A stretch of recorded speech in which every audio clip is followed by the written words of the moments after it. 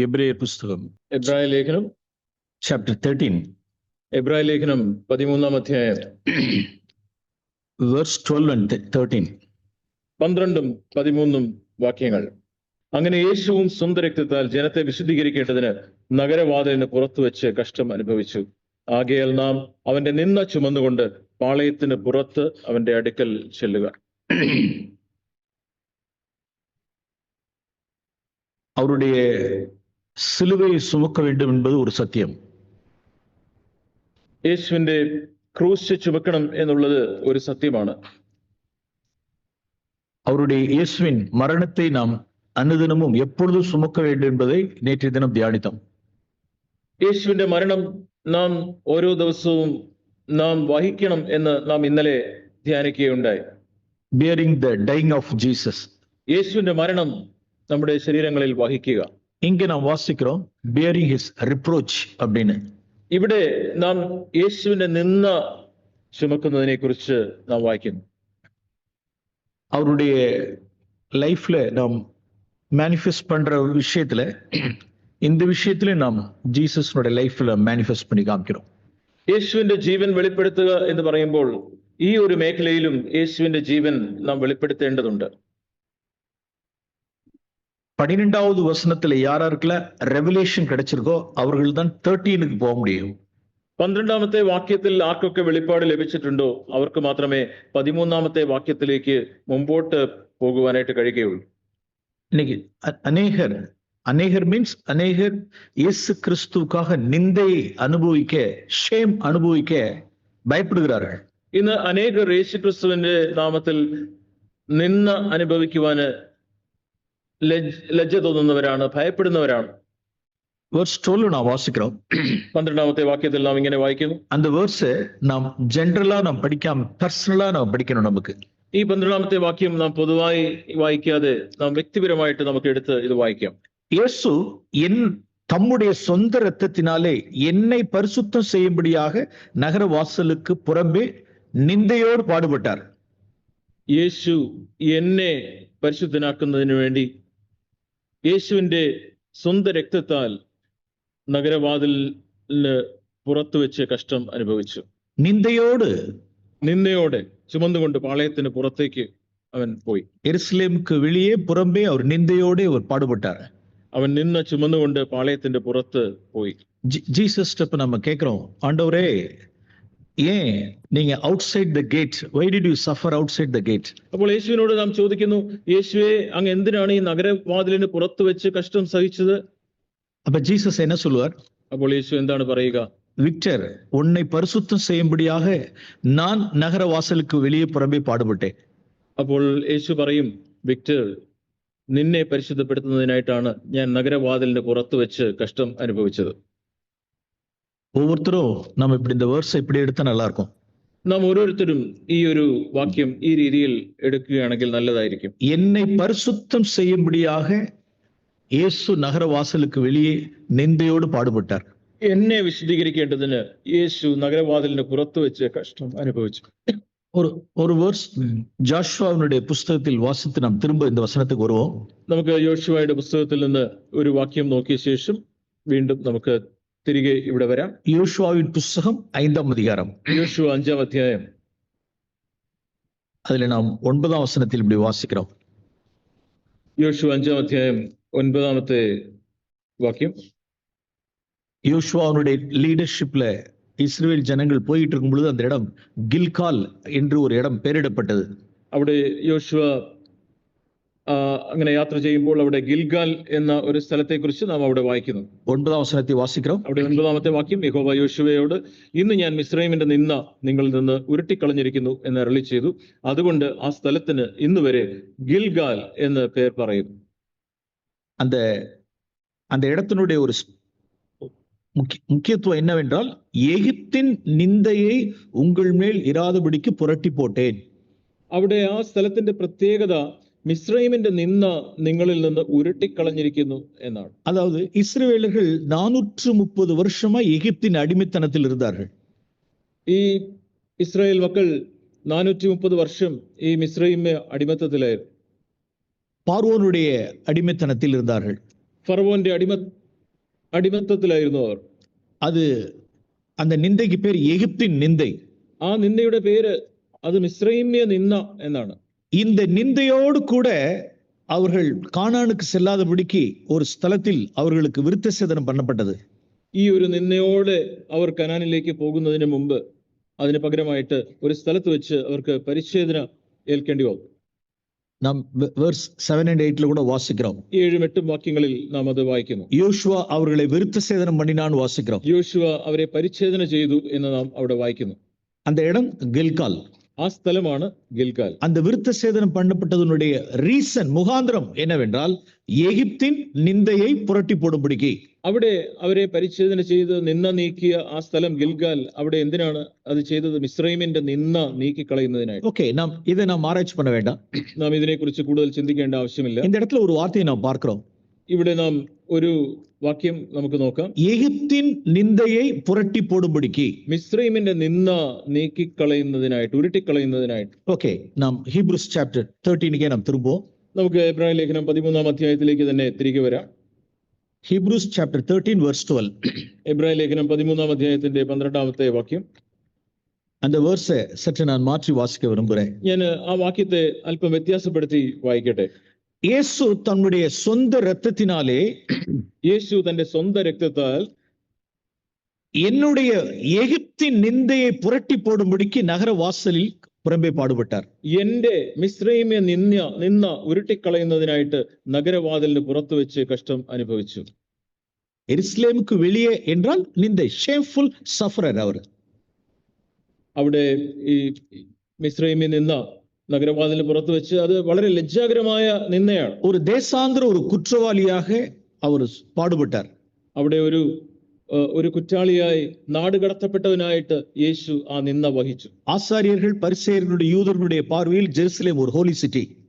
അവിടെ ഉണ്ടായിരുന്ന മഹാപുരോഹിതന്മാരുടെയും ശാസ്ത്രിമാരുടെയും ഒക്കെ കണ്ണിൽ യെരുശലേം ഒരു വിശുദ്ധ നഗരമായിരുന്നു. இந்த ஹோலி சிட்டியில இப்படிப்பட்ட மனுஷருக்கு இங்க இடம் கிடையாது. ഈ വിശുദ്ധ നഗരത്തിൽ ഇങ്ങനെയുള്ള മനുഷ്യർക്ക് ഇവിടെ സ്ഥാനമില്ല. ஆகையினால் எங்க வெளியே நகர வாசலுக்கு புறம்பே அவர் வெளியே பாடுபட்டார். അതുകൊണ്ട് യേശുവിനെ അവർ നഗരവാതിലിന് പുറത്ത് അവിടെ കൊണ്ടുപോയാണ് യേശുവിനെ അവരെ ക്രൂശിക്കുവാനായിട്ട് കൊണ്ടുപോയത്. இப்ப நாம என்ன சொல்லுவோம்? നാം എന്താണ് പറയേണ്ടത്? என்னை பரிசுத்தம் செய்யும்படியாக எனக்கு வாசிக்கிறோம். ഇവിടെ എന്നെ വിശുദ്ധീകരിക്കേണ്ടതിന് എന്ന് നാം വായിക്കുന്നു. இந்த வசனத்தை சற்று மாற்றி நான் வாசிக்க விரும்புகிறேன். ഈ ഒരു വാക്യത്തെ കുറച്ച് വ്യത്യാസപ്പെടുത്തി ഞാൻ വായിക്കട്ടെ. நான் இப்படிதான் இந்த வசனத்தை படிக்கிறேன். ഞാൻ ഇങ്ങനെയാണ് ഈ വാക്യത്തെ ഞാൻ വായിക്കുന്നത്. என்மேல் இருந்த எகிப்தின் நிந்தையை, എന്നിൽ ഉണ്ടായിരുന്ന ഈജിപ്തിന്റെ നിന്ന, அதை புரட்டி போடும்படிக்கு, in order to roll away, അതിനെ ഉരുട്ടിക്കളയുന്നതിനായി இயேசு பாடுபட்டார். അതിനായിട്ട് യേശു നിന്ന കഷ്ടപ്പാട് അനുഭവിച്ചു. அது என்ன எகிப்தின் நிந்தை? അതെന്താണ് ഈ ഈജിപ്തിന്റെ നിന്ന? ஃபார் எக்ஸாம்பிள், சமாரியா ஸ்திரீயின் மேல் ஒரு எகிப்தின் நிந்தை இருந்தது. ഉദാഹരണത്തിന് ശമരിയ സ്ത്രീയുടെ മേൽ ഒരു മിസ്രൈമ്യ നിന്ന അവൾ വഹിച്ചിരുന്നു. அவள் மேல் இருந்த எகிப்தின் நிந்தை என்னவென்றால் 5 புருஷனை டைவர்ஸ் பண்ணவர். അവൾക്കുണ്ടായിരുന്ന നിന്ന 5 ഭർത്താക്കന്മാരെ വിവാഹമോചനം ചെയ്തവനായിരുന്നു. 6வது ஒரு புருஷனோடு கூட, ஒரு மனுஷனோடு கூட லிவிங் டுகெதர், வாழ்ந்து கொண்டிருக்கிறார். ഇപ്പോൾ 6ാമത് ഒരു വ്യക്തിയോട് കൂടെയാണ് അവൾ ജീവിക്കുന്നത്. அது அவள் மேல் இருந்ததான நிந்தை. അത് അവൾ വഹിച്ചിരുന്ന ഒരു നിന്നയായിരുന്നു. சகேயுவின் மேல் ஒரு நிந்தை இருந்தது. സക്കായി ഒരു നിന്ന വഹിച്ചിരുന്നു. மணி ஸ்விங்லர், பணத்தை ஏமாற்றுகிறவன், வஞ்சிக்கிறவன். അവൻ മറ്റുള്ളവരെ വഞ്ചിക്കുന്നവനാണ്, പണം തട്ടിയെടുക്കുന്നവനാണ് എന്ന നിന്ന അവന്റെ മേലുണ്ടായിരുന്നു. எரிகோ பட்டணத்தில் அவன் மேல ஒரு எகிப்தின் நிந்தை இருந்தது. എരിഹോ പട്ടണത്തിൽ അവന്റെ മേൽ ഈജിപ്തിന്റെ നിന്ന ഉണ്ടായിരുന്നു. பணத்தில் அநியாயம் செய்கிறவன் என்று. അവൻ പണം തട്ടിക്കുന്നവനാണ്, അനീതി കാണിക്കുന്നവനാണ് എന്ന നിന്ന അവൻ വഹിച്ചിരുന്നു. மகதலேனாள் மரியாள் மேல் ஒரு எகிப்தின் நிந்தை இருந்தது. മക്തലക്കാരത്തി മറിയ ഒരു ഈ മിസ്രൈമ്യ നിന്ന വഹിച്ചവളായിരുന്നു. எஸ், அவளுடைய மாரல் சுத்தமில்லாத உள்ளவள். അവളുടെ ജീവിതം ആ രീതിയിൽ ഒരു ശുദ്ധിയില്ലാത്ത ജീവിതമായിരുന്നു. அவள் மேல் ஒரு எகிப்தின் நிந்தை இருந்தது. അവളുടെ മേലും ഒരു മിസ്രൈമ്യ നിന്ന അവൾ വഹിച്ചിരുന്നു. அல்லது ஜீசஸ் சொன்னதான ஒரு പാരബിൾ, അല്ലെങ്കിൽ യേശു പറഞ്ഞ ഒരു ഉപമ, ஒரு ப்ராடிகல் சன், அவன் மேல ஒரு எகிப்தின் நிந்தை இருந்தது. അവിടെ ആ ഇളയ കുമാരൻ അവന്റെ മേലും ഈജിപ്തിന്റെ നിന്ന ഉണ്ടായിരുന്നു. கல்லன் மேல் ஒரு எகிப்தின் நிந்தை இருந்தது. കള്ളന്റെ മേൽ ഈജിപ്തിന്റെ നിന്ന ഉണ്ടായിരുന്നു. பிரியமானவர்களே, இப்படி நான் வேதத்துல நம்ம எவ்வளவு பேரை பார்க்கிறோம். പ്രിയമുള്ളവരെ, നാം ഇങ്ങനെ ദൈവവചനത്തിൽ എത്ര അധികം ആളുകളെ നാം കാണുന്നു. ஓகே, இதெல்லாம் அவர்கள் மேல் இருந்தது அந்த எகிப்தின் நிந்தை. ഇതെല്ലാം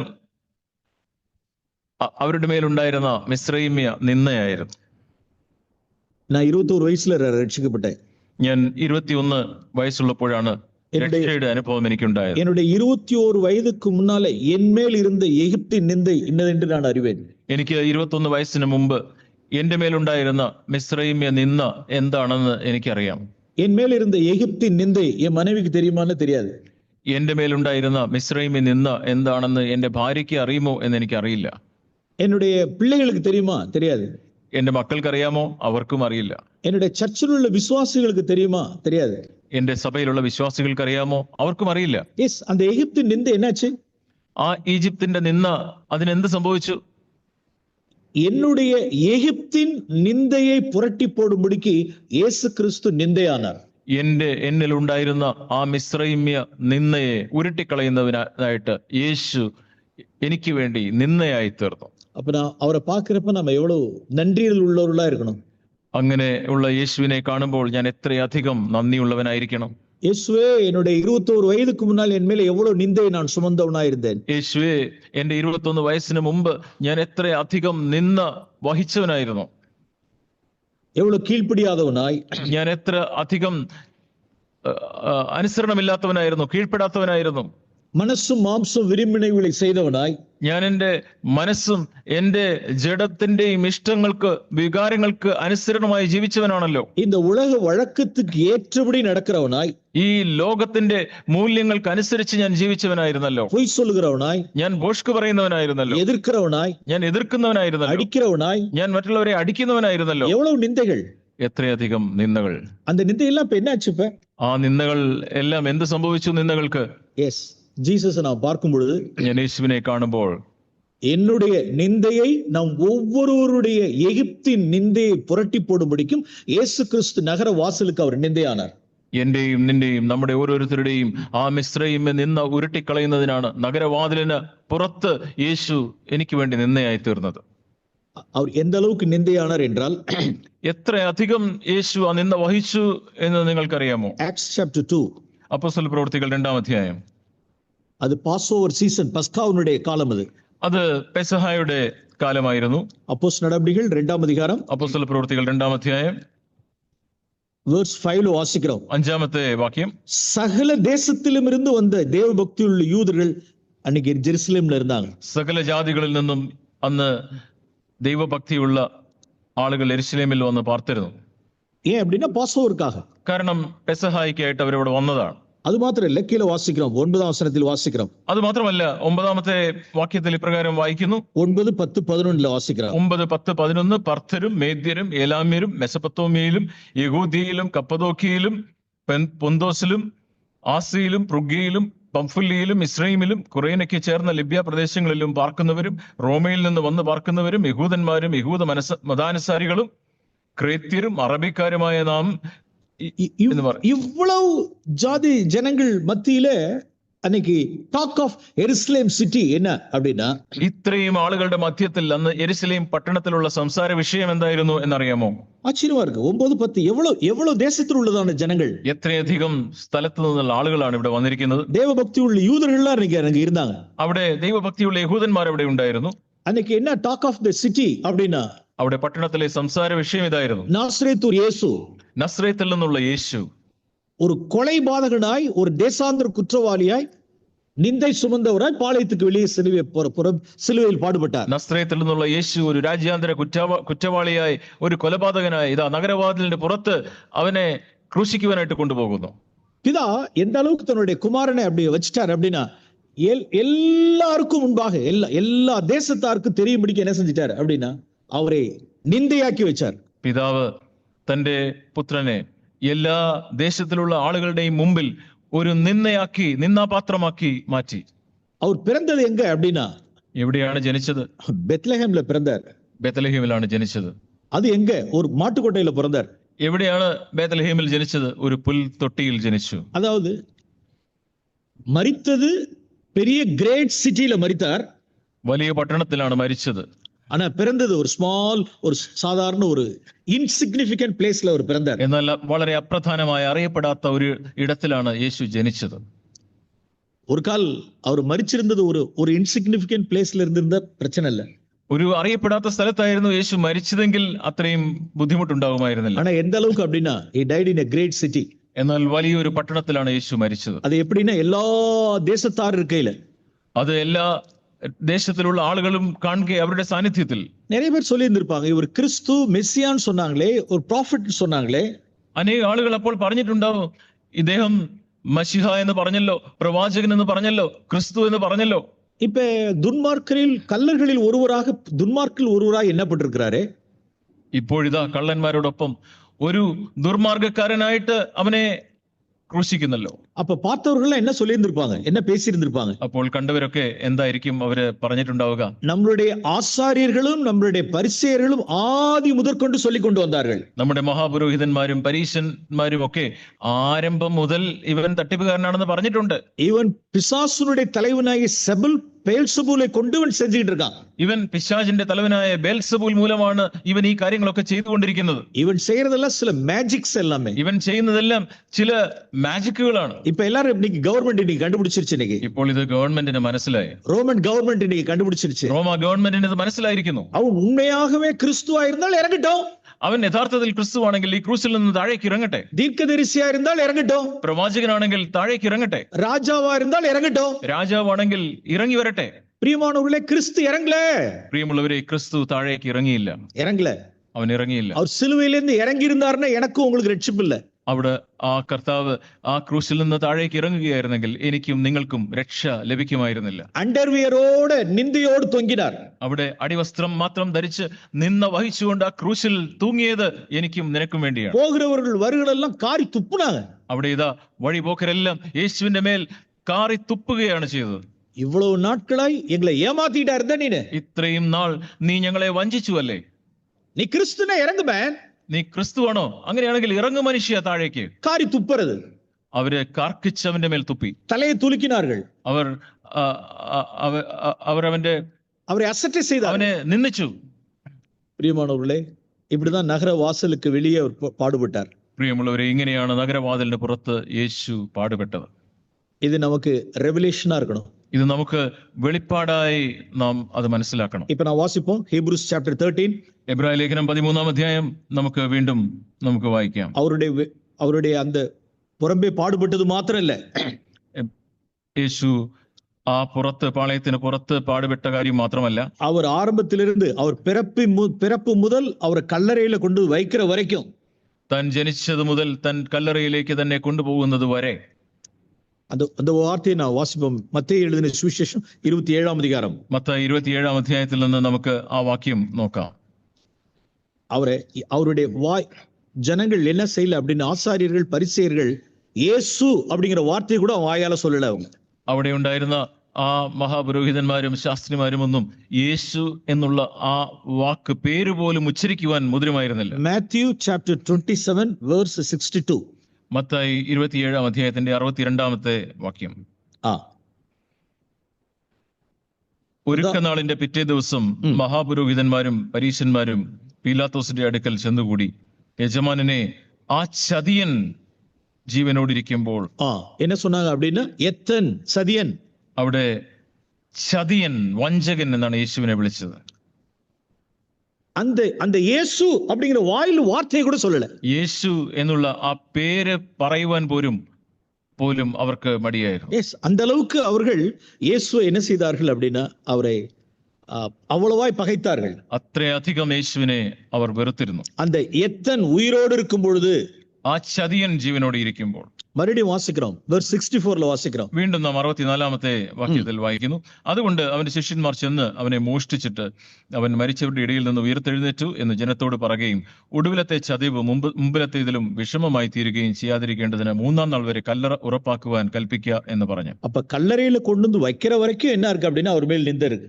കല്ലറയിൽ കൊണ്ടുവന്ന് വെക്കുന്നത് വരെ യേശു ആ നിന്ന വഹിച്ചുകൊണ്ടിരുന്നു. கல்வாரி சிலுவையில நிந்தை இருந்தது. കാൽവറി ക്രൂശിൽ ആ നിന്ന അവൻ വഹിച്ചു. அவர் பிறந்த இடத்திலிருந்து நிந்தை இருந்தது.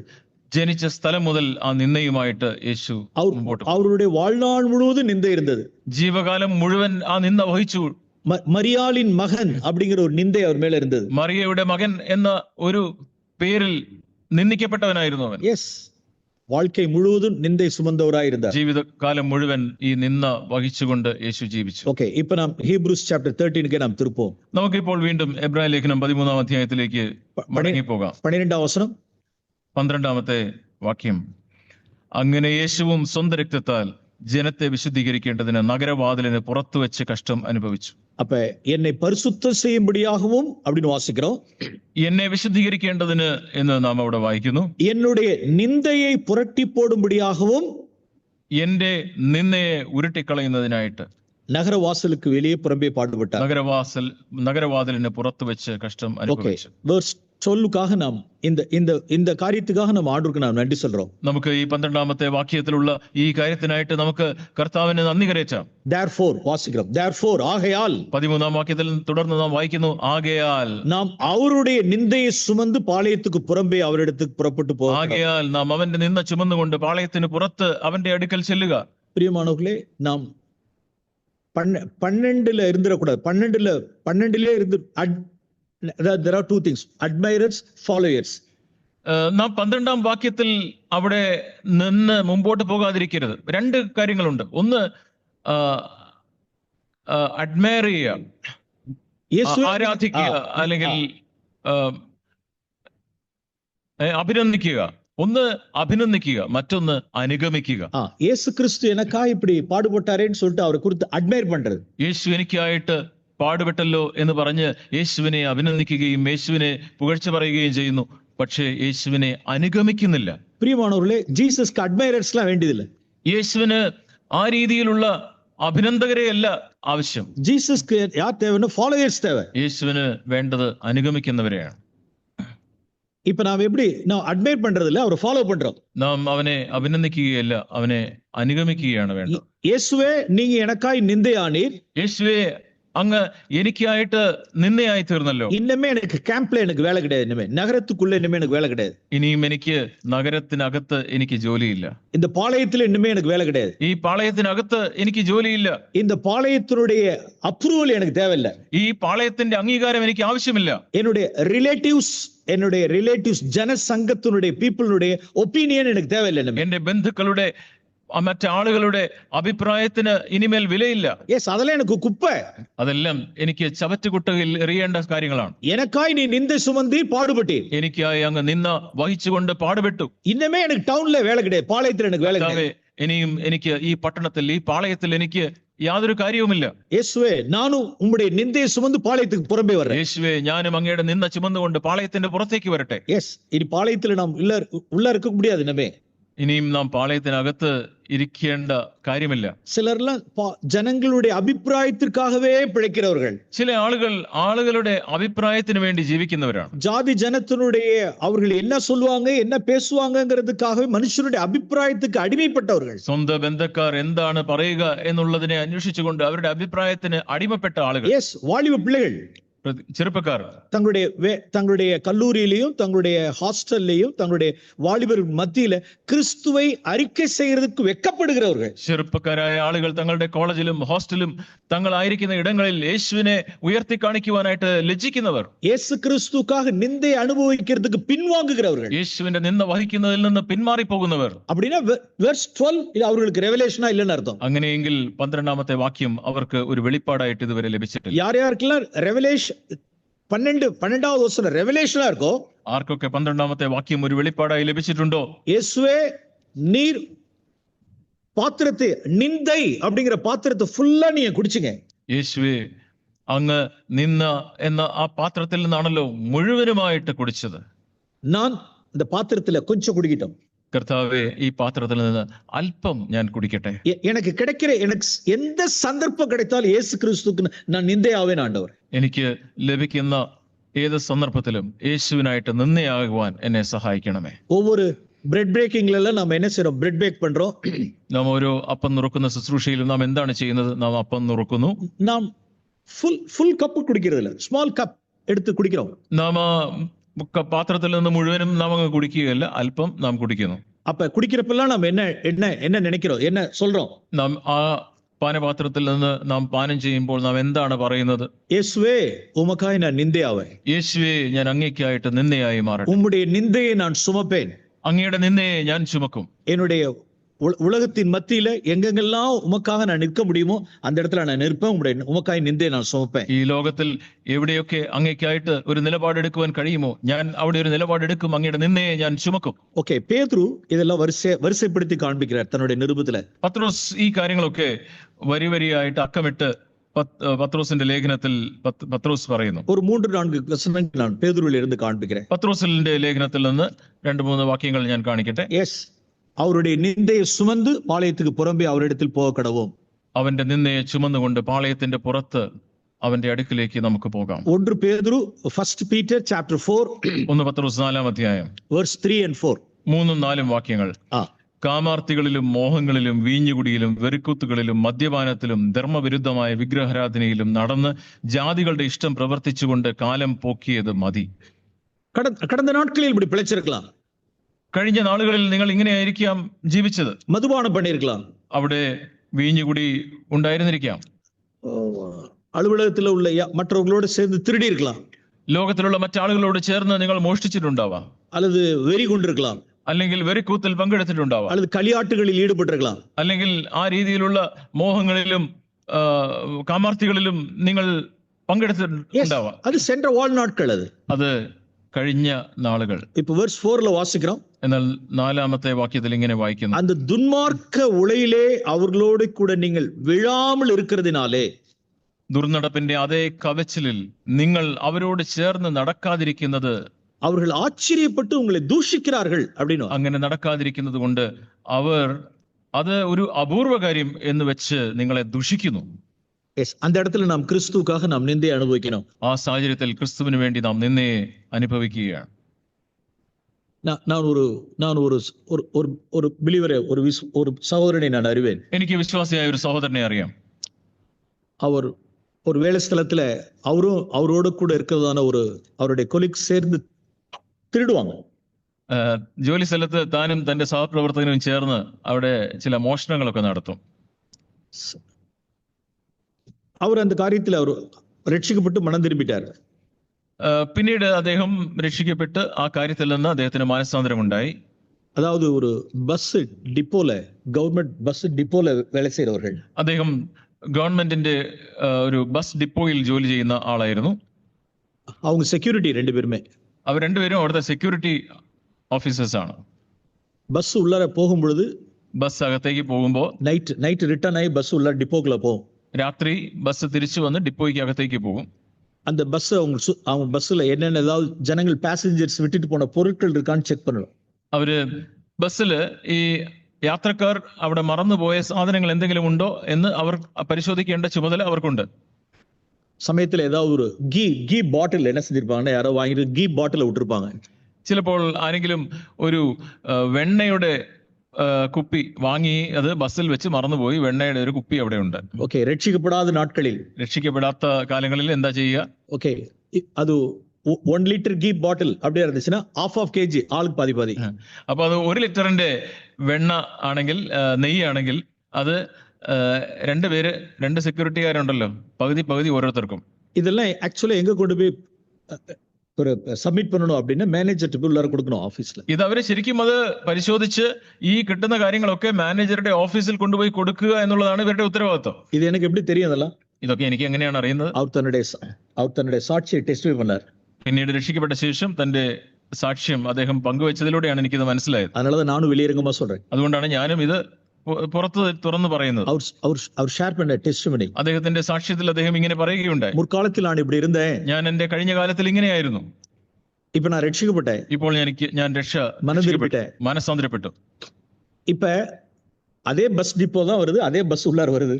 ഇപ്പോൾ അതേ ബസ് ഡിപ്പോയിൽ ജോലി ചെയ്യുന്നു, അതേ ബസ് തന്നെ അകത്തേക്ക് വരുന്നു. അതേ കൂട്ടാളി കൂടെ தான் இருக்காரு. അതേ സെക്യൂരിറ്റി ഇപ്പോൾ അവിടെ കൂടെ ജോലി ചെയ്യുന്നുണ്ട്.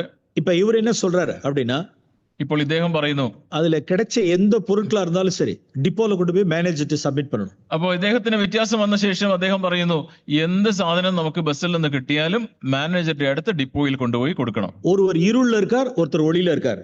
മറ്റേയാള് ഇരുളിൽ തന്നെയാണ്, ഇദ്ദേഹം വെളിച്ചത്തിൽ വന്നു. இப்ப verse 4ல வாசிக்கிறோம். ഇവിടെ 4-ാമത്തെ വാക്യത്തിൽ വായിക്കുന്നു, அந்த துன்மார்க்கத்தில் இவர்கள் சேர்ந்து விழாமல் இருக்கிறபடியால் ഈ ദുർനടപ്പിന്റെ അതേ കവച്ചലിൽ അവനോട് ചേർന്ന് നടക്കാത്തത് കൊണ്ട് அவர்கள் ஆச்சரியப்பட்டு உங்களை போற்றுகிறார்கள் அப்படின்னு சொல்லல பைபிள். അവര് ഇങ്ങനെ നീ ദുർമാർഗമൊന്നും ചെയ്യുന്നില്ലല്ലോ എന്ന് ഓർത്ത് അത്ഭുതപ്പെട്ട് നിങ്ങളുടെ തോളിൽ തട്ടി നിങ്ങളെ അഭിനന്ദിച്ചു എന്നല്ല ഇവിടെ എഴുതിയിരിക്കുന്നത്.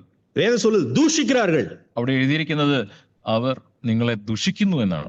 நல்லோரை பகைக்கிற காலம், നല്ലവരെ വെറുക്കുന്ന കാലഘട്ടം. இப்படிப்பட்ட சூழ்நிலையில் நாம் என்ன செய்வோம்? ഇങ്ങനെയുള്ള സാഹചര്യങ്ങളിൽ നാം എന്താണ് ചെയ്യുക? இப்ப சத்தியத்தின் நிமித்தம் அவர் அந்த இடத்துல என்ன ஆகுறார் அப்படின்னா தூஷிக்கப்படுறார். സത്യത്തിന്റെ പേരിൽ, നിലപാടെടുത്തതിന്റെ പേരിൽ ദുഷിക്കപ്പെടുകയാണ്.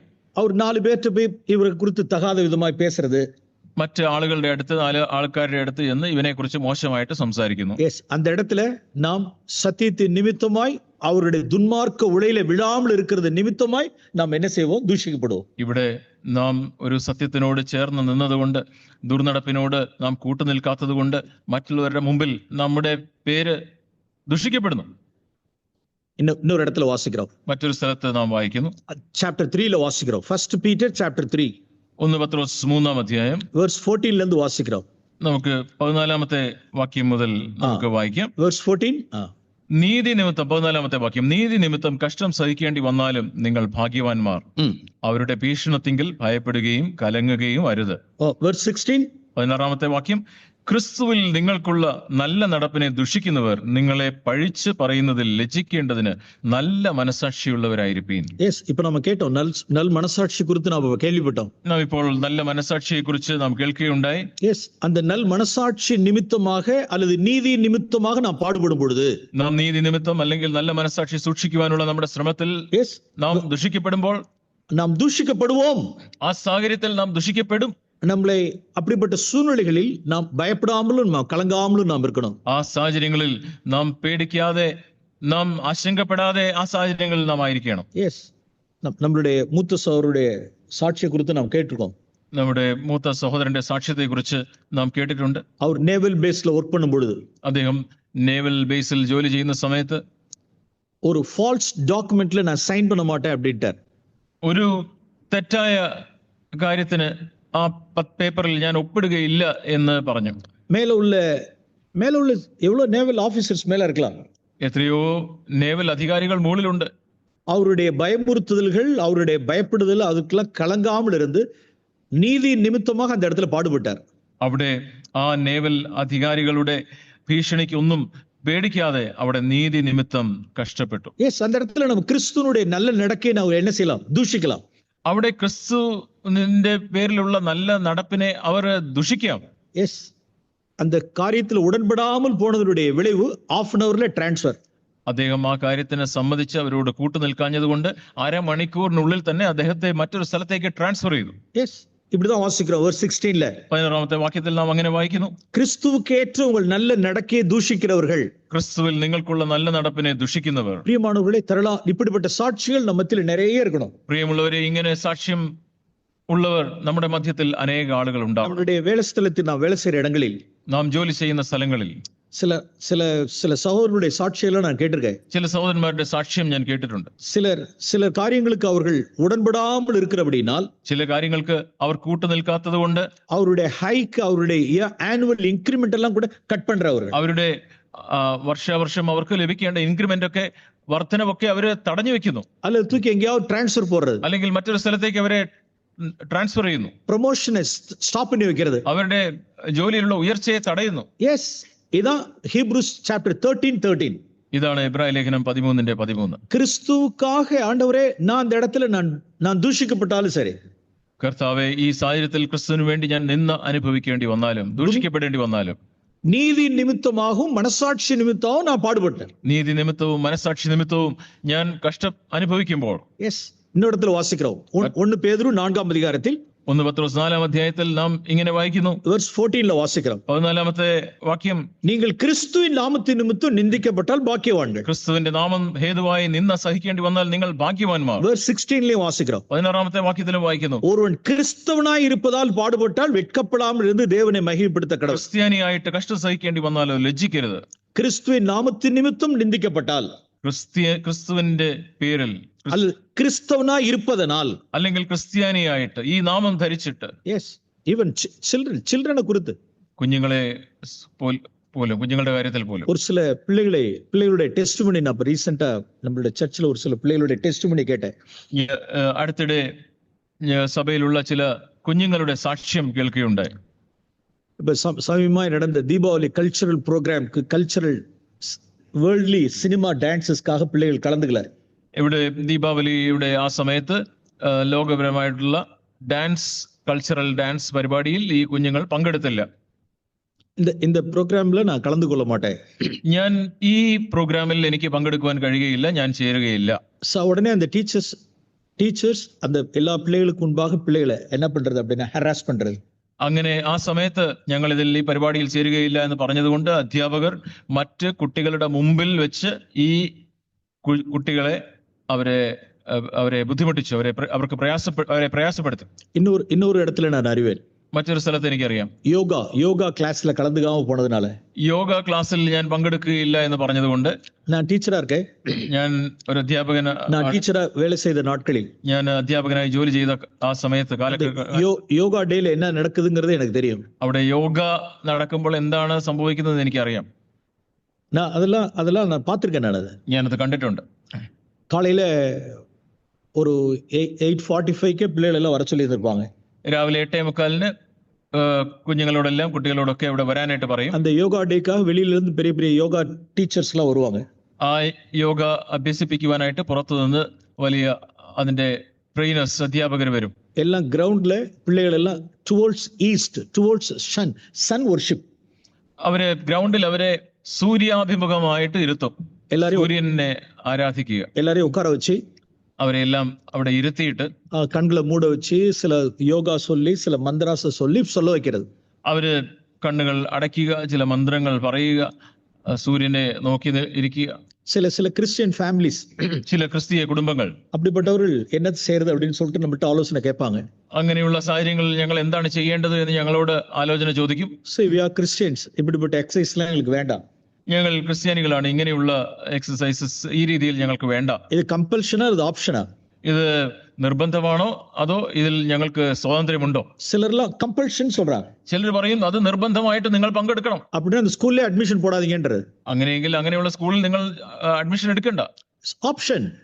നിങ്ങൾക്ക് അവിടെ ഒരു സ്വാതന്ത്ര്യം ഉണ്ടെങ്കിൽ മാത്രം നിങ്ങൾ ചെയ്യുക. நாங்க அட்மிஷன்ல ஆரம்பத்தில் நாங்க சொல்லியிருக்கோம், ഞങ്ങളുടെ പിള്ളേകൾക്കാக நாங்க சொல்லியிருக்கோம், ഞങ്ങളുടെ കുട്ടികൾക്കായിട്ട് ഞങ്ങൾ അഡ്മിഷൻ എടുക്കുമ്പോൾ തന്നെ ഇങ്ങനെയുള്ള കാര്യങ്ങൾ പറഞ്ഞിട്ടുണ്ട്. ഇതിലെല്ലാം ഞങ്ങളുടെ പിള്ളേകൾ കലந்துകൊള്ള മാട്ടാங்க. ഇങ്ങനെയുള്ള കാര്യങ്ങളിലൊക്കെ ഞങ്ങളുടെ മക്കൾ പങ്കെടുക്കുകയില്ല. இந்த ப்ரோக்ராம்ஸ்ல, இந்த கல்ச்சரல் ப்ரோக்ராம்ஸ்ல ഞങ്ങളുടെ പിള്ളേകൾ കലந்துകൊള്ളാது. ഇങ്ങനെയുള്ള പരിപാടികളിൽ, ഇങ്ങനെയുള്ള കൾച്ചറൽ പരിപാടികളിൽ ഞങ്ങളുടെ മക്കൾ പങ്കെടുക്കുകയില്ല. இந்த கிளாஸ்ல கலந்துകൊள்ள மாட்டாங்க, ഈ ക്ലാസ്സിൽ, ഈ പരിപാടിയിൽ പങ്കെടുക്കുകയില്ല. சோ அப்படிப்பட்ட பிள்ளைகளை கார்னர் பண்றது. അങ്ങനെയുള്ള കുഞ്ഞുങ്ങളെ അവരെ ഒതുക്കി ഒരു മൂലയിലാക്കും. அல்லது நம்மளுடைய பிள்ளைகளே அப்படி தனித்து நிற்கும் பொழுது അവർ വെക്കപ്പെടുறாங்க. അല്ലെങ്കിൽ നമ്മുടെ കുട്ടികൾ തന്നെ അവരെ ഒരു മൂലയിലാക്കുമ്പോൾ, ഒറ്റപ്പെടുത്തുമ്പോൾ അവർക്ക് ആകെ ലജ്ജയാണ്, നാണമാണ്. நம்மளுடைய சிறு பிள்ளைகளுக்கே நாம் என்ன சொல்லி கொடுக்கணும்? இயேசு கிறிஸ்துவுக்காக நிந்தையாக. അപ്പോൾ നമ്മുടെ കുഞ്ഞുങ്ങൾക്ക് മുതൽ നാം അവരെ അഭ്യസിപ്പിക്കണം, അവരോട് പറയണം, യേശുവിന്റെ നിന്ന നാം ചുമക്കണം, നാം വഹിക്കണം. இயேசு கிறிஸ்துவுக்காக ஷேமாக பழகு. യേശു ക്രിസ്തുവിനായിട്ട് നീ ഈ നിന്ന വഹിക്കുന്നത് നീ ശീലിക്കുക. இயேசு கிறிஸ்து சிலுவையில் எதுக்காக தொங்கினார் தெரியுமா? യേശു എന്തിനാണ് കാൽവരി ക്രൂശിൽ തൂങ്ങിയത്, നിന്ന വഹിച്ചത് നിനക്കറിയാമോ? എവ്വളவு അണ്ടർവിയറോട് കൂടെ ഒരു ദേശാന്തര കുറ്റവാളിയായി തൊങ്ങുന്നത് എതற்கு தெரியுமா? എന്തിനാണ് ഒരു അടിവസ്ത്രം മാത്രം ധരിച്ച് ഒരു രാജ്യാന്തര കുറ്റവാളിയെ പോലെ അവിടെ ആ യെരുശലേം കുന്നിന്റെ മുകളിൽ യേശു തൂങ്ങിക്കിടന്നത് നിനക്കറിയാമോ? യെസ്, എന്നെയും ഉന്നെയും പരിശുദ്ധം ചെയ്യുമ്പടിയാക. അത് എന്നെയും നിന്നെയും വിശുദ്ധീകരിക്കേണ്ടതിന്. ആകയാൽ മകളെ, മൗനേ, இந்த சிறு பிராயத்திலிருந்து இயேசு கிறிஸ்துக்காக நீ நிந்தை அனுபவி. അതുകൊണ്ട് മകനെ മകളെ നിന്റെ ഈ ചെറിയ പ്രായം മുതൽ യേശുവിന്റെ നിന്ന നീ വഹിക്കുവാൻ അഭ്യസിക്കുക. என்னுடைய என்னுடைய ஒரு கிராண்ட்சன், ചെന്നൈയിൽ இருக்கக்கூடிய என்னுடைய கிராண்ட்சன், എന്റെ ചെന്നൈയിലുള്ള എന്റെ കൊച്ചുമകൻ ஸ்கூலுக்காக பஸ்ல அனுப்பிச்சு வைப்பாங்க. അവനെ സ്കൂളിൽ പോകാനായിട്ട് ബസ്സിൽ കയറ്റിവിടും. அதாவது எந்த வயசுலயே பிள்ளைகளுக்கு பிரச்சனை இருக்குன்னு சொல்ல வரேன். ഞാൻ എത്ര പ്രായം മുതൽ കുട്ടികൾക്ക് പ്രശ്നം നേരിടേണ്ടി വരുന്നു എന്നുള്ളത് ഞാൻ പറയുകയാണ്. அந்த பஸ்ல அந்த ஸ்கூல் பஸ்ல ஏறக்கூடிய பிள்ளைகள் வந்து LKG, UKG, first standard, second standard, அவ்வளவுதான். LKG, UKG, 1ാം ക്ലാസ്, 2ാം ക്ലാസ് ഇത്രയും കുട്ടികൾ മാത്രമേ ആ ബസ്സിൽ കയറുകയുള്ളൂ. அந்த டைம்ல நானும் ஒய்ஃபும் ஊருக்கு போயிருந்தோம் அன்னைக்கு. ഞാൻ ആ സമയത്ത് ഞാനും ഭാര്യയും ആ മക്കളുടെ അടുത്തേക്ക് ആ സ്ഥലത്തേക്ക് ഞങ്ങൾ പോയിരുന്നു. காலையில நல்லா நாங்க தான் தாத்தா கிராண்ட் பேரண்ட்ஸ் நாங்க அங்க இருக்கிறதுனால நாங்க உங்களை பஸ் ஏத்தி விட்டோம். ഞങ്ങൾ അവിടെ ഉണ്ടായിരുന്നുകൊണ്ട് രാവിലെ അപ്പച്ചനും അമ്മച്ചിയും കൊച്ചുമോനെയും കൂട്ടിക്കൊണ്ട് ബസ്സിൽ കയറ്റി. சாயந்தரம் பஸ் விட்டு இறங்கி வரும்பொழுது அழுதுகிட்டே வந்தான். വൈകുന്നേരം ബസ്സിൽ നിന്ന് ഇറങ്ങി വരുമ്പോൾ അവൻ കരഞ്ഞുകൊണ്ടാണ് വരുന്നത്. யூகேஜி படிக்கிற பையன், അവൻ UKG-യിൽ പഠിക്കുന്ന ഒരു മകനാണ്. என்ன பிரச்சனைன்னு சொல்லிட்டு வீட்டுல வந்து விசாரிச்சோம். അവൻ വീട്ടിൽ വന്നപ്പോൾ എന്താ പ്രശ്നം, എന്താ കാര്യം എന്ന് അവനോട് ചോദിച്ചു. அதாவது பஸ்ல என்ன செஞ்சிட்டு இருந்தா, ஸ்கூல்ல வரும்பொழுது സ്കൂളിൽ നിന്ന് വരുമ്പോൾ ബസ്സിൽ എന്താണ് ചെയ്തുകൊണ്ടിരുന്നതെന്ന് അറിയാമോ? அந்த பஸ்ல இருக்கக்கூடியதான அந்த ஃபர்ஸ்ட் ஸ்டாண்டர்ட், யூகேஜி பிள்ளைகள் எல்லாரும் வந்து சினிமா சாங்ஸ், எல்லாரும் ஒவ்வொரு சினிமா சாங்ஸ்ல கொஞ்சம் கொஞ்சம் பாடிட்டு வராங்க. അപ്പൊ ബസ്സിൽ അവർ യാത്ര ചെയ്തുകൊണ്ടിരുന്ന 1ാം ക്ലാസ്, UKG, 2ാം ക്ലാസ് ഈ കുട്ടികളൊക്കെ സിനിമ പാട്ടിന്റെ ഓരോ വരികൾ അവർ പാടിക്കൊണ്ടിരുന്നു. எல்லாம் அதாவது இப்ப என்ன ட்ரெண்டோ, இப்ப என்ன இதா இருக்கோ அப்படிப்பட்ட பாடல்களை பாடிட்டு வந்தாங்க. അപ്പൊ ഇപ്പോഴുള്ള ഏറ്റവും ട്രെൻഡിങ് ആയിട്ടുള്ള പാട്ടുകൾ അവർ പാടിക്കൊണ്ടിരുന്നു. இவனுக்கு சினிமா பாட்டு எதுவும் தெரியாது. ഇവന് സിനിമ പാട്ടൊന്നും അറിയില്ല. அவன் அது புரியவும் இல்ல. உடனே சண்டே கிளாஸ்ல ஒரு பாட்டு எடுத்துட்டான். അപ്പൊ അവന് അത് മനസ്സിലായതുമില്ല. അപ്പൊ എല്ലാരും പാടിയപ്പോ അവൻ സൺഡേ ക്ലാസ്സിലെ ഒരു പാട്ട് അവനങ്ങ് പാടി. நீ பாடுறப்ப அப்படின்னு சொல்றான். അപ്പൊ അവനോട് നീ പാടാൻ പറഞ്ഞു. ഓരോരുത്തരും പാടുകയാണ്. உடனே சண்டே கிளாஸ்ல இருந்து ஒரு பாட்டு, ஜீசஸ்னுடைய பாட்டு, അവൻ സൺഡേ ക്ലാസ്സിൽ നിന്ന് യേശുവിന്റെ ഒരു പാട്ടങ്ങ് പാടി. சிரிக்கிறான், பஸ்ஸே சிரிக்குது. எல்லாம் ബസ്സിലുള്ള മുഴുവൻ കുട്ടികളും ആളുകളും ചിരിക്കുന്നു. ഭയങ്കര ചിരി, எல்லாம் கிண்டல், பரியாசம், എല്ലാരും അവനെ പരിഹസിക്കുന്നു. உடனே இப்படி ஆயிட்டான், திருவண்டாயிட்டான். ഉടനെ അവന്റെ കണ്ണൊക്കെ നിറഞ്ഞു വലുതായി ചുമന്നു. அழுதுட்டு வந்தான். അവൻ കരഞ്ഞ് കണ്ണീരോടെ വീട്ടിൽ വന്നു. என்ன நடந்ததுன்னு கேட்டா இந்த மாதிரி நடந்தது. അവനോട് എന്താ സംഭവിച്ചത് എന്ന് അവനോട് ചോദിച്ചപ്പോ ഇതാ സംഭവിച്ചതെന്ന് പറഞ്ഞു. பிள்ளைகிட்ட அதெல்லாம் ஒண்ணும் பிரச்சனை இல்லை, நீ அவர்கள் மத்தியில இந்த பாட்டை பாடக்கூடாது. അപ്പം മകനെ, നീ ഇതൊന്നും സാരമില്ല, ഇങ്ങനെയുള്ള ആളുകളുടെ മധ്യത്തിൽ നീ ഈ പാട്ട് പാടണ്ട. இந்த பாட்டு அவர்களுக்கு எல்லாம் தெரியாது. ഈ പാട്ട് അവർക്കൊന്നും മനസ്സിലാവുകയില്ല. இது நம்ம ஜீசஸை குறித்து நம்ம சர்ச்சில் நம்ம வீட்டுல பாடுற பாட்டு. ഇത് യേശുവിനെ കുറിച്ച് നമ്മുടെ വീട്ടിൽ നമ്മുടെ സഭയിൽ പാടുന്ന പാട്ടാണ്. அவர்களுக்கு தெரியாததுனால அப்படி தூஷிக்கலாம், கிண்டல் பண்ணலாம், பரியாசம் பண்ணலாம். അവർക്ക് അറിഞ്ഞുകൂടാത്തത് കൊണ്ട് ഒരുപക്ഷെ അവര് ആ രീതിയിൽ പരിഹസിച്ചേക്കാം. அவங்க அப்படி இந்த மாதிரி பாட்டெல்லாம் கேட்டானா இந்த பாட்டு தெரியாதுன்னு சொல்லிடணும், அவ்வளவுதான். എന്നോട് പാടാൻ പറഞ്ഞാൽ എനിക്ക് ഈ പാട്ട് എനിക്ക് അറിയില്ല എന്ന് പറഞ്ഞ് നീ പാടാതിരുന്നു. சரி, அந்த இடத்துல நீ வந்து அவர்களை வந்து நீ மன்னிச்சிடு. നീ അവര് നിന്നെ കളിയാക്കിയത് നിന്റെ ഉള്ളിൽ ഒരു വിഷമമാണെങ്കിൽ നീ അവരോട് ക്ഷമിക്കുക. அதுக்காக நீ பெரிய பிரச்சனை இல்ல. ഇതൊന്നും ഒരു വലിയ കാര്യമല്ല. നീ ഇനി അത് മറന്നേക്ക്. அவனுக்கு சொல்ல வேண்டிய காரியங்கள் எல்லாம் சொல்லி கொடுத்தோம். അവന് ആ കാര്യങ്ങളൊക്കെ ഞങ്ങൾ പറഞ്ഞു കൊടുത്തു. இப்ப I came to know that through this thing I came to know one thing. ഇതിലൂടെ എനിക്ക് ഒരു കാര്യം ഞാൻ ഗ്രഹിച്ചു. இந்த எல்கேஜி ஸ்டூடெண்ட்ஸ்க்கு எல்கேஜி லெவல்லே பிள்ளைகளுக்கு என்ன இருக்கு அப்படின்னா, இயேசு கிறிஸ்துக்காக ஷேம் அனுபவிக்கிறது அப்படிங்கிறது அவ்வளவு கஷ்டமா இருக்கு. LKG ക്ലാസ് മുതൽ യേശുവിനായിട്ട് ഈ നിന്ന വഹിക്കുക എന്ന് പറയുന്നത് അവർക്ക് പ്രയാസമുള്ള കാര്യമാണ്. இப்ப நாம் பிள்ளைகளுக்கு இப்பொழுதே நாம் டீச் பண்ணி கொடுக்கணும். നമ്മുടെ മക്കൾക്ക്, കുഞ്ഞുങ്ങൾക്ക് നാം ഇപ്പോഴേ അവരെ അഭ്യസിപ്പിക്കണം, അവരെ പഠിപ്പിച്ചു കൊടുക്കണം. அப்பதான் ஒவ்வொரு ஸ்டேஜ்ல, ஒரு வாலிப வயசுல மற்ற ஒவ்வொரு ஸ்டேஜ்லயும் அவர் வரும்பொழுது இயேசு கிறிஸ்துக்காக yes I am a Christian அப்படிங்கறத அவனோட கன்ஃபஸ் பண்ண முடியும். അങ്ങനെയാണെങ്കിൽ മാത്രമേ അവരുടെ യൗവന പ്രായത്തിലേക്ക് അവർ വളർന്നു വരുമ്പോൾ ഞാൻ ഒരു ക്രിസ്ത്യാനിയാണ് എന്ന് പറഞ്ഞ് യേശുവിനായിട്ട് ഒരു നിലപാടെടുക്കുവാനായിട്ട് അവർക്ക് കഴിയുകയുള്ളൂ. ஒவ்வொரு இடத்துல சாரி இந்த காரியத்தில் என்னால் ஈடுபட முடியாது, ക്ഷമിക്കണം, ഈ കാര്യം എന്നെ കൊണ്ട് ചെയ്യുവാൻ കഴിയുകയില്ല എന്ന് പറഞ്ഞ് അവർക്ക് ഒരു നിലപാടെടുക്കുവാനായിട്ട് കഴിയണം. ஆப்போசிட் செக்ஸோட இருக்கக்கூடிய பிரச்சனைகள்ல, എതിർ ലിംഗത്തിലുള്ള ആളുകളുമായിട്ടുള്ള പ്രശ്നങ്ങളിൽ, அல்லது மற்ற வாலிப பிள்ளைகளோடு கூட இருக்கிறதான காரியங்களில், അല്ലെങ്കിൽ മറ്റ് യൗവനക്കാരോട് കൂടെയുള്ള പ്രശ്നങ്ങളിൽ.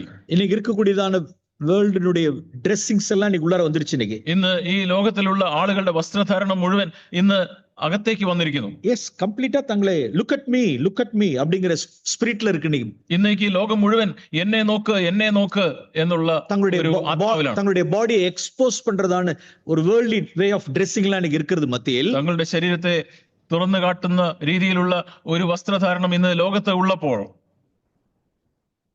அது மத்தியில நம்ம பிள்ளைகள் என்ன செய்யணும் அப்படின்னா, അതിന്റെ മധ്യത്തിൽ നമ്മുടെ കുഞ്ഞുങ്ങൾ എന്താണ് ചെയ്യേണ്ടത്? நல்ல ஃபுல் கவர்டு, നല്ല modesty, simple and modest dress, ലളിതമായ ആ രീതിയിൽ ഉള്ള മോഡസ്റ്റ് ആയിട്ടുള്ള വസ്ത്രധാരണം. അവർക്ക് ഒത്തു പോകണിട്ട് ആവശ്യമില്ല. ഈ ലോകത്തിന് അവരോട് ചേർന്ന് അവർ ധരിക്കുന്നത് പോലെ ഞാൻ ധരിക്കണമെന്നില്ല. இந்த உலகத்துக்கு ஒத்த வேஷம் போட வேண்டிய அவசியம் இல்லை. ഈ ലോകത്തിന് അവര് ആഗ്രഹിക്കുന്ന രീതിയിൽ അവരൊക്കെ ചേരുന്ന രീതിയിലുള്ള വസ്ത്രധാരണം ഞാൻ ചെയ്യേണ്ട ആവശ്യമില്ല.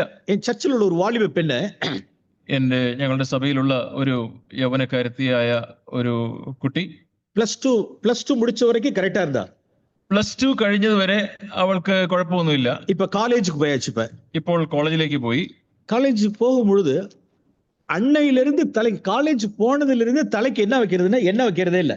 കോക്കനട്ട് ഓയിൽ വെക്കരുതേ ഇല്ല. ഇപ്പൊ കോളേജിൽ പോയി തുടങ്ങിയ ഉടനെ അത് മുതൽ തലയിൽ ഈ വെളിച്ചെണ്ണ തേക്കത്തേ ഇല്ല. +2 വരയ്ക്കും ഓക്കെ. +2 വരയ്ക്കും എണ്ണയൊക്കെ തേക്കുമായിരുന്നു. ஏன்னா காலேஜுக்கு போகும்பொழுது, കാര്യം കോളേജിലേക്ക് പോകുമ്പോ இப்ப பிள்ளைகள் எல்லாம் சேர்ந்து தலையில என்ன வச்சிருக்க அப்படின்னு கிண்டல் பண்றாங்க. കോളേജിൽ ചെല്ലുമ്പോ നീ തലയിൽ എണ്ണയൊക്കെ എന്താ ഇങ്ങനെ പുരട്ടി വെച്ചിരിക്കുന്നത്? இன்னமும் ഓൾഡ് കൺട്രി ബ്രൂട്ട്, നീ എന്താ തലയ്ക്ക് ഓയിൽ വെക്കിற? നീ എന്താ ഈ പഴയ കാലത്തിലെ അമ്മച്ചിമാരെ പോലെ തലയിൽ എണ്ണ തേക്കുവോ? സടെല്ലാം പിன்ற. ഓ, നീ എന്താ ഈ മുടിയൊക്കെ പിന്നിക്കൊണ്ട് നടക്കുന്നത്? അപ്പൊ എപ്പടി വരണം அப்படின்னா இப்படி போட்டு வரணும். இப்படி അപ്പൊ എങ്ങനെയാ വരേണ്ടത്? ഇത് എണ്ണയൊന്നും തേക്കാതെ ഇങ്ങനെ പറത്തിക്കൊണ്ട് വരണം. அதான் ஸ்டைல். അതാണ് സ്റ്റൈൽ. இப்ப அவர்களுடைய அங்கீகாரத்துக்காக நம்மளுடைய பிள்ளைகள் இப்ப என்ன ஆகுறாங்க அப்படின்னா பயப்படுறாங்க. ഇപ്പൊ അവരുടെ അംഗീകാരത്തിനായിട്ട് നമ്മുടെ കുഞ്ഞുങ്ങൾക്കും അവർക്കും പേടിയാണ്.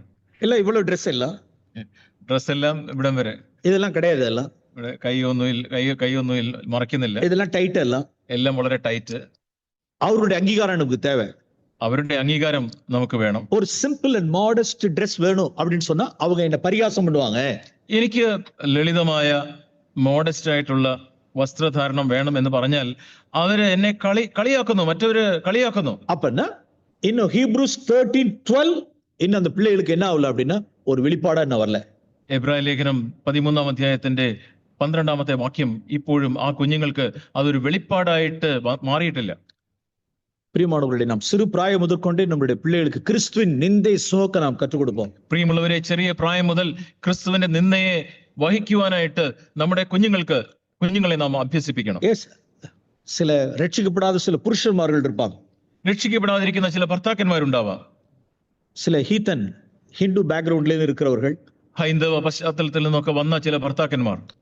ചില സഹോദരികളെ ഞാൻ അറിവേൻ. എനിക്ക് ചില സഹോദരിമാരെ അറിയാം. ബ്രദർ, என்னுடைய ஹஸ்பண்ட் രക്ഷിക്കപ്പെടல. സഹോദര, എന്റെ ഭർത്താവ് രക്ഷിക്കപ്പെട്ടിട്ടില്ല. நான் ஹிந்து பேக்ரவுண்ட்ல இருந்து வந்திருக்கேன். ഞാനൊരു ഹിന്ദു പശ്ചാത്തലത്തിൽ നിന്നാണ് വന്നത്. குழந்தை பிறந்திருக்கு. இப்ப എനിക്കിപ്പോൾ ഒരു കുഞ്ഞ് ജനിച്ചിരിക്കുന്നു. இந்த குழந்தைக்கு இப்ப என்ன செய்யணும் அப்படின்னா காது குத்து, இயர் போரிங் பண்ணிட்டு மொட்டை அடிக்கணும்னு விரும்புறாங்க. இப்ப ഇപ്പോൾ എന്റെ ഭർത്താവ് എന്റെ കുഞ്ഞിന് തല മൊട്ടയടിച്ച് കാത് കുത്തണം എന്ന് ആഗ്രഹിക്കുന്നു. ഇതെല്ലാം ഇങ്ങ ഉണ്ടാ? ഇവിടെയുണ്ട്. ഇവിടെ പിന്നെ ഇങ്ങ ഹിന്ദുസ്കിടയില് ഹിന്ദുസ് മത്തിയില് ഹിന്ദുസിലിருந்து രക്ഷിക്കപ്പെടുகிறவர்கள். അതെ, അങ്ങനെ ഹൈന്ദവ പശ്ചാത്തലത്തിൽ നിന്ന് രക്ഷിക്കപ്പെട്ട ആളുകളുടെ ഇടയിൽ. സിസ്റ്റർ, நீங்க அவரோட கூட உங்களுடைய பிள்ளையோட கூட உங்களுக்கும் அந்த குழந்தை அவருக்கும் குழந்தை. അത് അദ്ദേഹത്തിന്റെ മാത്രം കുഞ്ഞല്ല, നിങ്ങളുടെയും കുഞ്ഞാണ്. நீங்க வேண்டாம்னு நீங்க சொல்றீங்க, ஆனா உங்களை രക്ഷിക്കപ്പെടാத പുരുഷൻ അത് കുഴந்தைക്ക് മൊട്ട അടിപ്പേൻ കാത് കുത്തുവേன்னு சொல்றாரு. അപ്പോൾ നിങ്ങൾ വേണ്ട എന്ന് പറയുന്നു, പക്ഷെ രക്ഷിക്കപ്പെടാതിരിക്കുന്ന ഈ ഭർത്താവ് അവളുടെ തല മൊട്ടയടിക്കണം, കാത് കുത്തണം എന്ന് പറയുന്നു. ഓക്കെ, நீங்க பிள்ளைக்கு അനുമതി കൊടുத்துருங்க. നിങ്ങൾ കുഞ്ഞിനെ നിങ്ങൾക്ക് അനുവദിക്കാം. ഓക്കെ, അവൻ മുട്ട പോട്ടും കാത് കുത്തിട്ട് എന്നോ പണിട്ടോ. അദ്ദേഹം മൊട്ടയടിക്കട്ടെ, കാത് കുത്തട്ടെ, എന്തെങ്കിലും ചെയ്യട്ടെ. ஆனால் എങ്ക കൊണ്ടുപോവാണ് ഹീത്തൻ ടെമ്പിൾക്ക് കൊണ്ടുപോവാங்க. എന്നാൽ അത് മാത്രമല്ല, ആ കുഞ്ഞിനെയും കൂട്ടി ഈ ഹൈന്ദവ ക്ഷേത്രത്തിലേക്ക് കൊണ്ടുപോകും. அங்க நான் வரமாட்டேன்னு சொல்லு. അവിടെ ഞാൻ വരികയില്ല എന്ന് പറയണം.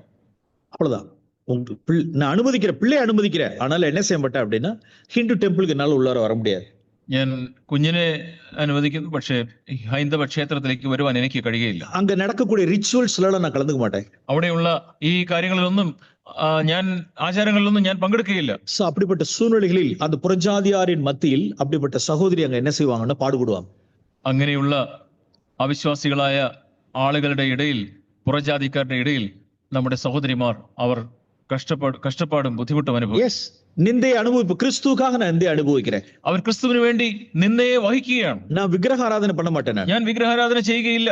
நான் அந்த ரிச்சுவல்ஸ் கஸ்டம்ஸ்ல நான் கலந்துக்க மாட்டேன். ആ തരത്തിലുള്ള ആചാര അനുഷ്ഠാനങ്ങളിൽ ഞാൻ ചേർന്ന് നിൽക്കുകയില്ല, പങ്കെടുക്കുകയില്ല. அந்த இடத்துல நான் பாடுபட வேண்டியதா இருந்தாலும், நான் நிந்திக்கப்பட வேண்டியதாலும் நான் நிந்திக்கப்படட்டும். അവിടെ ഞാൻ നിന്ദിക്കപ്പെട്ടാൽ, ഞാൻ കഷ്ടം അനുഭവിക്കേണ്ടി വന്നാൽ അങ്ങനെ നടന്നോട്ടെ.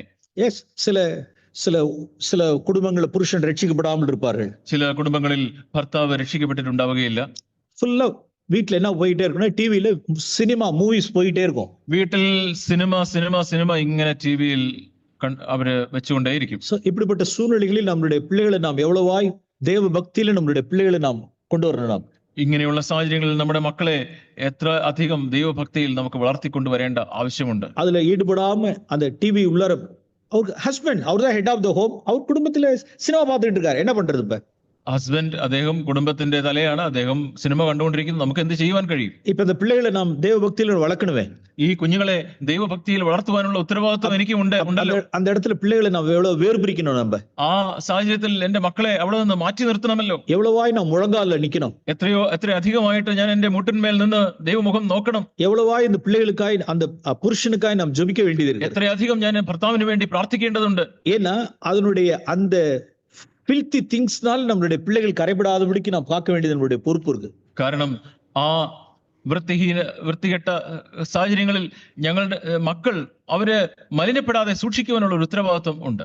நாம் கிறிஸ்துவின் நிமித்தம் நாம் பாடுபடுறதெல்லாம் ക്രിസ്തുവിന്റെ നിമിത്തം നാം പാടുപെടുകയാണ്. கிறிஸ்துவனுடைய நாமத்தின் நிமித்தம் நாம் பாடுபடுறது. ക്രിസ്തുവിന്റെ നാമം നിമിത്തം ഞാൻ കഷ്ടം അനുഭവിക്കുകയാണ്. நம்மளுடைய வேலை ஸ்தலத்துல இருக்கலாம், നമ്മുടെ ജോലി സ്ഥലത്തായിരിക്കാം, நம்மளுடைய ரிலேஷன்ஸ் மத்தியில இருக்கலாம், നമ്മുടെ ബന്ധുക്കളുടെ മധ്യത്തിലായിരിക്കാം. சில நம்மளுடைய പാരമ്പര്യமான சில സഭകളിൽ ചൈൽഡ് ബാപ്റ്റിസം കൊടുപ്പാங்க. അവിടെയുള്ള ട്രഡീഷണൽ ആയിട്ടുള്ള പാരമ്പര്യ സഭകളിൽ അവിടെ കുഞ്ഞുങ്ങളെയൊക്കെ മാമോദീസ മുക്കുന്ന പതിവുണ്ട്. சிலர் இந்த கேள்வி கேட்பாங்க, ചില ചോദ്യങ്ങൾ ചോദിക്കും. நான் சைல்ட் பேப்டிசம் கொடுக்குற இடத்துக்கு நான் போல, ஆனா வந்து ஒரு ஹால்ல என்ன செய்யறாங்கன்னா பிரியாணி போடுறாங்க, அங்க போய் பிரியாணி சாப்பிட்டு வந்துட்டுமான்னு கேட்பாங்க. അപ്പൊ ചിലർ ചോദിക്കും, ഞാന് ആ ഒരു ശിശുസ്നാനത്തിന്റെ ആ ചടങ്ങിലൊന്നും ഞാൻ പോകുന്നില്ല, പങ്കെടുക്കുന്നില്ല, പക്ഷെ അത് കഴിഞ്ഞിട്ട് അവർ ആ ഹാളിൽ വെച്ചിട്ട് ഒരു ബിരിയാണി കൊടുക്കുന്നുണ്ട്, അത് കഴിക്കാനായിട്ട് പോയിക്കൂടെ? இது ஒண்ணுதான், ഇത് രണ്ടും ഒന്ന് തന്നെയാണ്. சிலர் ஜனங்கள் என்ன செய்யல, அவர்கள் பாளையத்தை விட்டு வெளியில வர்றதுக்கு விருப்பம் இல்ல. ആളുകൾക്ക് ഇപ്പോഴും പാളയം വിട്ട് നിന്ന വഹിച്ചുകൊണ്ട് നഗരവാതിലിന് പുറത്തു വരുവാൻ താല്പര്യമില്ല. அந்த ரிலேட்டிவ்ஸ்னுடைய ஒப்பீனியன் அவங்களுக்கு தான் பிரதானமா இருக்கு. ആ ബന്ധുക്കളുടെ അഭിപ്രായം അവരെ സംബന്ധിച്ച് വളരെ പ്രധാനപ്പെട്ടതാണ്. எஸ், அவர்கள் என்ன புறக்கணிச்சாலும் சரி, അവരെന്നെ തിരസ്കരിച്ചാലും സാരമില്ല, அவர்கள் என்னை இனிமே உங்களுக்கு வரவே இல்லைன்னு சொல்லிட்டு எங்களை நம்மளுக்கு விட்டாலும் சரி, അവർ ഇനിയും ഞാൻ നിങ്ങളുടെ വീട്ടിലേക്ക് വരികയില്ല എന്ന് പറഞ്ഞ് എന്നെ ഉപേക്ഷിച്ചാലും സാരമില്ല. எஸ், கிறிஸ்துவின் நிமித்தம் நாம் நிந்தை அனுபவிக்கிறோம். ക്രിസ്തുവിന്റെ പേരിൽ, ക്രിസ്തു നിമിത്തം ഞാൻ ഈ നിന്ന ചുമക്കണം. அவர்களுக்கு சைல்ட் பேப்டிசம் வெளிச்சம் இல்லாம இருக்கலாம், അവർക്ക് ശിശുസ്നാനത്തെ കുറിച്ചുള്ള വെളിച്ചം ഇല്ലാതിരിക്കാം. நாம் மனம் திரும்பி மறுபிறப்படைந்து நாம் அடல்ட் பேப்டிசம் பெற்றிருக்கோம். നാം മാനസാന്തരപ്പെട്ട് നാം ഈ ഒരു മുതിർന്ന സ്നാനത്തിൽ പങ്കെടുത്തവരാണ്. இப்ப நாம எப்படி அதுல போய் பங்கு பெற முடியும்? നമുക്ക് എങ്ങനെയാണ് അതിൽ പോയി പങ്കെടുക്കുവാനായിട്ട് കഴിയുക? அதுல உன்னுடைய ஃபர்ஸ்ட் கம்யூனிட்டி சர்வீஸ்ல போய் நாம எப்படி போய் கலந்துட்டு வர முடியும்? അവരുടെ ആദ്യ കുർബാനയിൽ എങ്ങനെയാണ് നാം പോയി പങ്കെടുക്കുക? இப்படிப்பட்ட இடங்களில் எல்லாம் நாம என்ன செய்ய வேண்டியது, ஒரு ஸ்டாண்ட் எடுக்க வேண்டியது இருக்கு. ഇങ്ങനെയുള്ള സാഹചര്യങ്ങളിലൊക്കെ നാം ഒരു നിലപാട് എടുക്കേണ്ടതുണ്ട്. அப்ப கிறிஸ்துவின் நாமத்தின் நிமித்தம், கிறிஸ்துவனா இருக்கிறது நிமித்தம் நான் பாடுபடும் பொழுது, ഞാൻ ഒരു ക്രിസ്ത്യാനിയായി ക്രിസ്തുവിന്റെ പേരിൽ ഞാൻ ഒരു കഷ്ടം അനുഭവിക്കുമ്പോൾ, நம்மை நிந்திக்கும் பொழுது, നമ്മെ നിന്ദിക്കുമ്പോൾ, இயேசு கிறிஸ்து பட்ட நிந்தைக்கு முன்பாக அது ஒன்றுமே இல்லை. ഇത് യേശു സഹിച്ച ആ നിന്ദയുടെ മുമ്പിൽ ഇത് ഒന്നുമല്ല. சாதாரண இவ்வளவுதான், நம்ம அவ்வளவுதான், கொஞ்சம் டேஸ்ட் பண்றோம், அவ்வளவுதான். വളരെ അല്പം ഞാനൊന്ന് രുചിക്കുന്നു, അത് മാത്രമേ ഉള്ളൂ. சோ இப்படியாய் பிரியமானவர்களே, நாம் கிறிஸ்துனுடைய நிந்தையை சுமந்து பாளையத்துக்கு புறம்பே அவரிடத்தில் போக கடவோம். പ്രിയമുള്ളവരെ, നാം ഇപ്രകാരം ക്രിസ്തുവിനെ നിന്ന ചുമന്നുകൊണ്ട് പാളയത്തിന് പുറത്ത് അവന്റെ അടുക്കിലേക്ക് നമുക്ക് പോകാം. நாம் ஜெபம் பண்ணுவோம். നാം പ്രാർത്ഥിക്കാം. பரிசுத்த பிதாவை துதிக்கிறோம். പരിശുദ്ധ പിതാവേ, ഞങ്ങൾ അങ്ങേ സ്തുതിക്കുന്നു. குமாரனாகிய கிறிஸ்து இயேசுக்காக ஸ்தோத்திரம் செலுத்துகிறோம். പുത്രനായ ക്രിസ്തുയേശുവിനായിട്ട് ഞങ്ങൾ അങ്ങേ സ്തുതിക്കുന്നു. எங்களுக்காய் நீர் நிந்தையானீர் இயேசுவே. യേശുവേ, അങ്ങ് ഞങ്ങൾക്കായിട്ട് നിന്ദയായി മാറിയല്ലോ. எங்களை பரிசுத்தம் செய்யும்படியாக நகரவாசலுக்கு புறம்பே பாடுபட்டீர். ഞങ്ങളെ വിശുദ്ധീകരിക്കുന്നതിനായിട്ട് നഗരവാതിലിന് പുറത്ത് അങ്ങ് കഷ്ടം അനുഭവിച്ചല്ലോ. நாங்களும் உம்முடைய நிந்தை சுமந்து பாளையத்துக்கு புறம்பே போக கடவுள். ഞങ്ങളും അങ്ങയുടെ നിന്ന വഹിച്ചുകൊണ്ട് പാളയത്തിന് പുറത്ത് കഷ്ടം അനുഭവിപ്പാൻ ഞങ്ങളെ സഹായിക്കണം. நீதி நிமித்தமாகவும், നീതി നിമിത്തം, மனசாட்சி நிமித்தமாகவும், മനസാക്ഷി നിമിത്തം, துன்மார்க்க உலையிலே நாங்கள் சேர்ந்து விழாமல் இருக்கிறதுக்காகவும், ദുർമാർഗത്തിന്റെ അതേ കവചിൽ ഞങ്ങൾ ചേർന്ന് നിൽക്കാതിരിക്കുന്ന മൂലം, நாங்கள் கிறிஸ்துனுடைய நாமத்தின் நிமித்தமாகவும், ക്രിസ്തുവിന്റെ നാമത്തിൽ நாங்கள் நிந்தை அனுபவிக்கும் பொழுது அதை சந்தோஷமாய் அதை பாத்திரதாக நாங்கள் எண்ணட்டும். കർത്താവെ, ഞങ്ങളെ അതിനെ യോഗ്യരാക്കിയല്ലോ എന്നുള്ള ബോധ്യത്തിൽ സന്തോഷത്തോടെ ആ നിന്നയെ വഹിക്കുവാൻ ഞങ്ങളെ സഹായിക്കണമേ. യേശുവിൻ നാമത്തിൽ പിതാവേ. യേശുവിൻ നാമത്തിൽ പിതാവേ. ആമേൻ. ആമേൻ.